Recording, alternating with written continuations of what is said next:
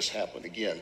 And I know this is focused on the COVID-19, but there is no reason to think that there isn't another version of a pandemic in the works out there to make the pharmaceutical companies a whole lot of money, because that is exactly what was behind this when they stepped up and stopped the idea of treating this. As we now know, and you'll hear lots of testimony again, we had it too in the last session, that those doctors who actually treated the patients with the existing pharmaceuticals that worked, a vaccine was never needed.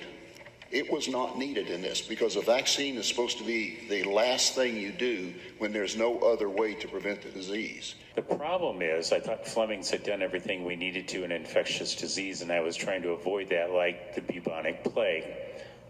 There's a joke in there.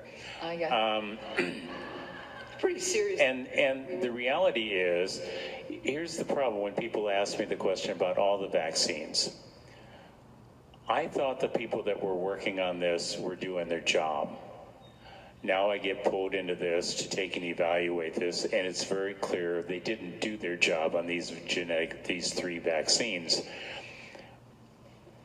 That shakes my confidence in all of the vaccines without somebody else going and proving to me that they're safe and effective, because my premise was this should be safe and effective. I'm an allopath. I was trained to give vaccines. You know, I've seen the ramifications of people who didn't get measles, mumps, or rubella and had consequences. So my presumption was always our vaccines must be good. But my confidence in the people that have done this work is pretty well shaken. Thank you, Mr. Speaker. Members, I'm going to respectfully oppose this amendment. This amendment would deny care to so many of our most vulnerable people, and forcing people, if they feel uncomfortable, coercion is not consent. And I'm sorry. Thank you.